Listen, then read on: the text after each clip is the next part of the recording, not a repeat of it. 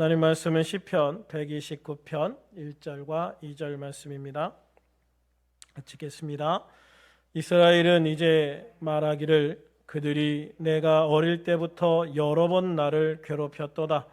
그들이 내가 어릴 때부터 여러 번 나를 괴롭혔으나 나를 이기지 못하였도다. 아멘. 오늘 저녁에도 주님의 은혜가 가득한 축복의 밤이 되기를 주님의 이름으로 축원합니다. 오늘 본문인 시편 129편은 이스라엘의 고난을 전제로 승리를 노래하고 있는 그런 찬양입니다. 본시를 통해서 저자는 악인의 결말이 얼마나 허무한가 하는 것들을 보여주려고 하고 있습니다. 이것은 고난의 한가운데를 통과하는 성도들이 그 고난을 이겨내는 방식에는 두 가지가 있다는 것을 보여주는 거예요. 하나는 자신이 거둘 최종적인 승리를 확신하는 것, 또 하나는 악인의 허무한 결말을 들여다보는 것. 그래서 악인들이 나를 괴롭히고 고통스럽게 하는 이 악한 것들이 얼마나 그 끝이 허무하고 절망적인가 하는 것들을 보여주는 것이죠. 그래서 이 두 가지 방식을 통해서 하나님은 성도들이 이길 수 있는 힘과 능력과 은혜를 주시는데 이 시편 129편은 이 두 번째 방법, 악인의 결말이 얼마나 허무한가 하는 것들을 더 많이 보여주면서 하나님의 백성들을 승리할 수 있도록 이끌어주는 그런 내용으로 구성되어져 있습니다. 오늘 본문 1절을 보면 이스라엘은 이제 말하기를 그들이 내가 어릴 때부터 여러 번 나를 괴롭혔다라고 말하고 있습니다. 여기서 내가 어릴 때부터라는 말은 이스라엘이 형성되는 초창기 시절을 얘기하는 거예요. 그러니까 출애굽을 해가지고 이제 여호수아를 통해서 가나안 땅에 이제 들어가는 그 모든 과정들로부터라는 말이죠. 나를 괴롭혔도다라는 말은 이스라엘의 초창기부터 주변의 무수한 나라들, 즉 애굽이나 암몬이나 블레셋 같은 나라들이 계속적으로 침략하고 괴롭게 하였다라는 것들을 말하고 있는 것이죠. 우리나라도 역사적으로 보면 주변국으로부터 엄청나게 많은 침략을 받으면서 지내왔어요. 어떻게 보면 우리나라도 버텨온 역사다. 어떤 분이 그렇게 얘기하더라고요. 버텨온 역사. 주변국의 수많은 침략으로부터 정말 처절하게 버텨온 것이 우리나라의 역사다라고 하는 거죠. 우리나라가 다른 나라를 침략한 적이 없다고 하는 말은 우리나라가 평화를 사랑하는 나라다 이렇게 포장되기도 하지만 그만큼 주변국을 쳐들어갈 만한 능력이 있었던 적이 거의 없었다라는 것도 보여주는 거죠. 그만큼 우리 주변국들은 너무나도 크고 또는 강한 나라들 속에서 작은 나라, 힘없는 나라인 우리나라가 잘 버텨왔다, 잘 견뎌왔다라고 하는 것도 보여주는 것이죠. 이런 면에서 보면 우리나라나 이스라엘이나 비슷한 면이 많이 있습니다. 자꾸 약한 나라가 강대국들에 쌓여서 수많은 핍박을 받으면서도 버티고 견디고 이겨나가는 역사를 공통적으로 가지고 있어요. 우리나라를 공격한 적이 대부분 북쪽의 중국 쪽이나 아니면 일본이었다면 이스라엘은 다양한 주변국들이 있죠. 애굽도 있고 암몬, 블레셋 같은 나라들도 있고요. 또 그 이후에는 아수르나 바벨론 또는 마케도니아, 로마 같은 강력한 제국들에 의해서 침략을 당하고 정복을 당하기도 하는 그런 역사를 가지고 있어요. 그러나 우리나라나 이스라엘이나 공통적인 것은 그 수많은 침략이나 고통 속에서도 결국은 다시 독립하는 나라, 결국은 다시 독립하고 번성하는 나라가 되었다라고 하는 공통점을 가지고 있죠. 특별히 이스라엘이 출애굽을 한 이후에 종교적 이질감은 그들로 하여금 주변국들에게 끊임없이 괴롭힘을 당하는 원인이 되기도 해요. 주변의 모든 나라들은 많은 신을 섬기는 다신교 국가들이었잖아요. 그런데 이스라엘은 오직 여호와 하나님만을 섬기는 율신의 나라였거든요. 그러니까 이게 다른 나라의 종교들과 이렇게 어울렁더울렁 섞이지 못하고 정말 이게 독야청청 우리는 하나님만 섬길 거야. 이런 것 때문에 주변국들의 더 많은 핍박과 침략을 당한 원인이 되기도 했습니다. 그 모든 핍박은 사탄이 하나님을 믿는 사람들을 집요하게 유혹을 해가지고 하나님의 거룩한 구원의 계획을 무산시키려고 하는 그런 사단의 계략 중에 하나인 거예요. 또 구원받는 자들을 낙오시키려고 하는 간교한 속임수로 인한 핍박들이기도 한 것이죠. 그래서 우리는 주변국들의 핍박 속에서 하나님의 나라를 무너뜨리고자 하는 사탄의 간악한 속임수, 간악한 그런 노림수들을 또한 보게 되어지는 겁니다. 사도 바울을 보면 바울이 사울이라는 이름으로 유대교를 섬기고 율법에 열중할 때 그는 아무 핍박도 받지 않습니다. 그러나 바울이 예수님을 만나고 참된 복음을 깨닫고 이 복음을 전하기 시작하면서부터 죽는 순간까지 수많은 시련과 고난을 이겨나가야만 했죠. 사단은 어느 것은 그만두어도 어느 것은 그냥 놔둬도 자기들의 역사에 아무런 장애가 되지 않는다는 걸 알아요. 그런데 예수님을 올바르게 믿고 구원받은 하나님의 백성들은 어떻게 하든지 이거를 깨트리고 무너뜨려야 자기 나라가 산다는 걸 알거든요. 그래서 핍박을 받는다는 것은 사실 우리가 그만큼 사탄 마귀에게 위협이 되고 있구나 하는 것들을 알 수 있는 척도가 되기도 해요. 그래서 사도 바울은 디모데후서 3장 12절에서 이렇게 말씀합니다. 무릇 그리스도 예수 안에서 경건하게 살고자 하는 자는 박해를 받으리라. 할렐루야. 그렇습니다. 사단은 지금도 성도들로 하여금 어떻게 해서든지 믿음을 떠나게 하기 위해서 이기적이고 자기 중심적인 삶을 살도록 유혹을 하는 거예요. 그래서 너 힘들잖아, 어렵잖아, 교회가 하나님 의지에 이렇게 세상적인 방법을 동원하면 이렇게 하면 돈 벌 수 있고 이렇게 하면 너 성공할 수 있고 세상에 수많은 성공에 대한 학문들이 나와 있어요. 얼마나 많은 성공에 대한 지침서들이 있는지 몰라요. 사단은 그런 지침서들이 너를 성공하게 해줄 거야. 다른 어떤 사람의 방법이 너를 성공하게 해줄 거야.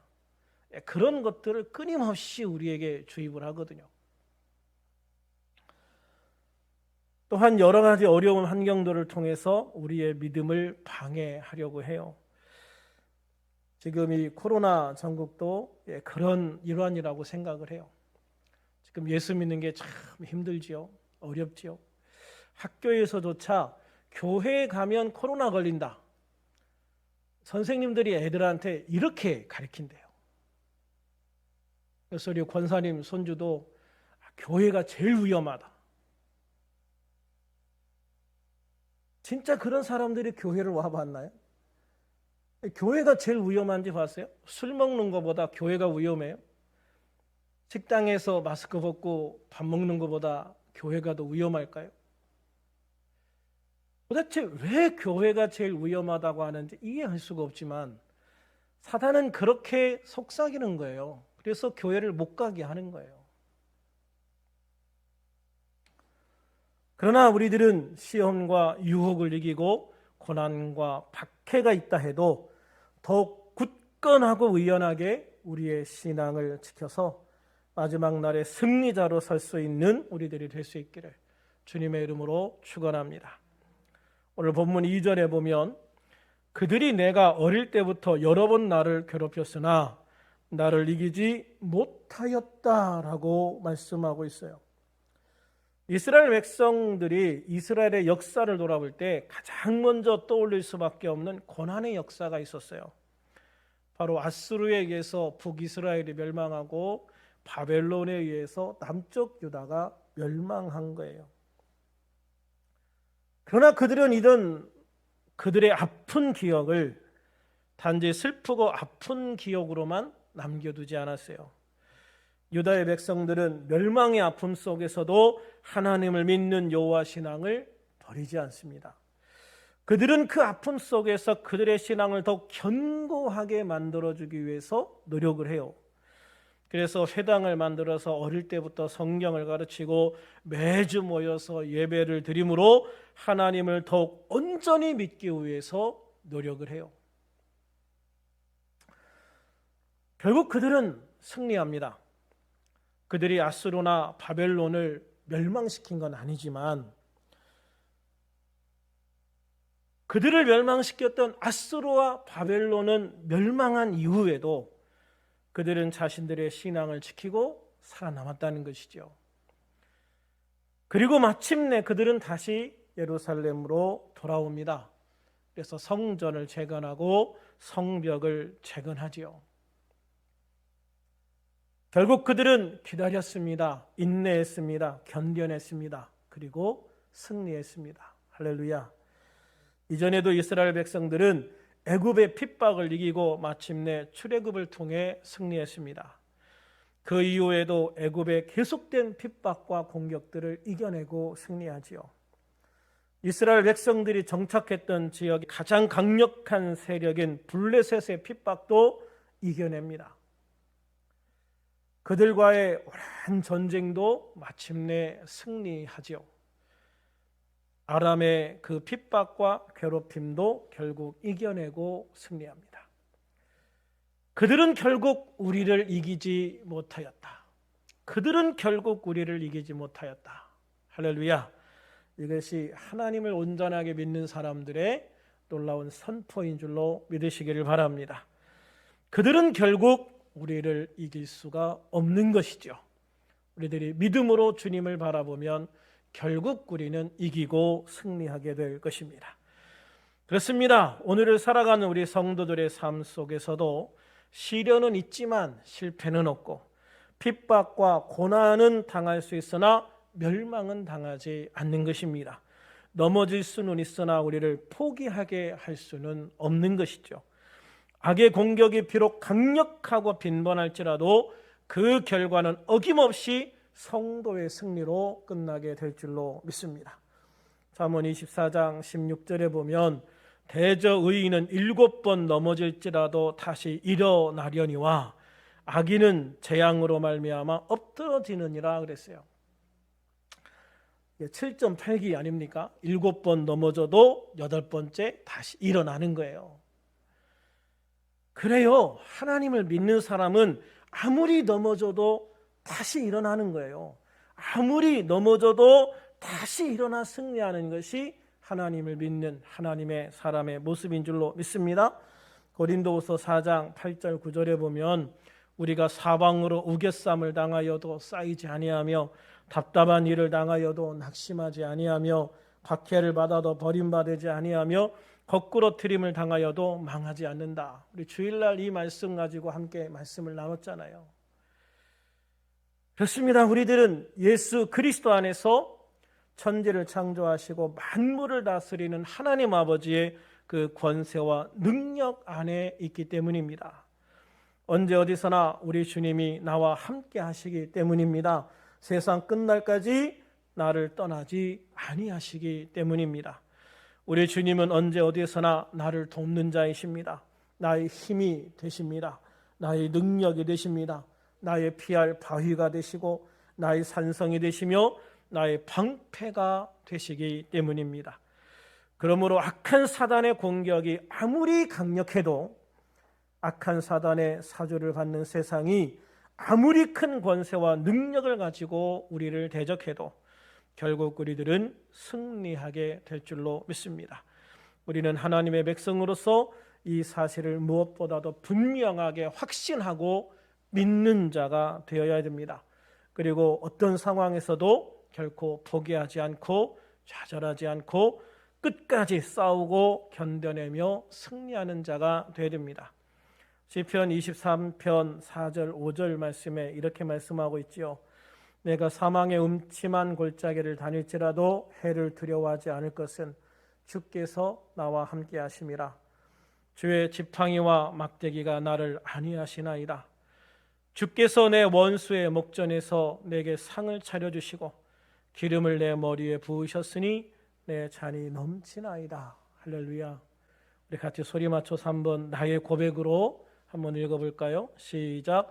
내가 사망의 음침한 골짜기로 다닐지라도 해를 두려워하지 않을 것은 주께서 나와 함께 하심이라. 주의 지팡이와 막대기가 나를 안위하시나이다. 주께서 내 원수의 목전에서 내게 상을 차려주시고 기름을 내 머리에 부으셨으니 내 잔이 넘치나이다. 할렐루야. 이 말씀이 우리들의 고백이 될 수 있는 온전한 승리자가 되어서 하나님께 감사하며 찬양하고 영광 돌리는 복된 성도가 되어줄 수 있기를 우리 주 예수님의 이름으로 축원합니다.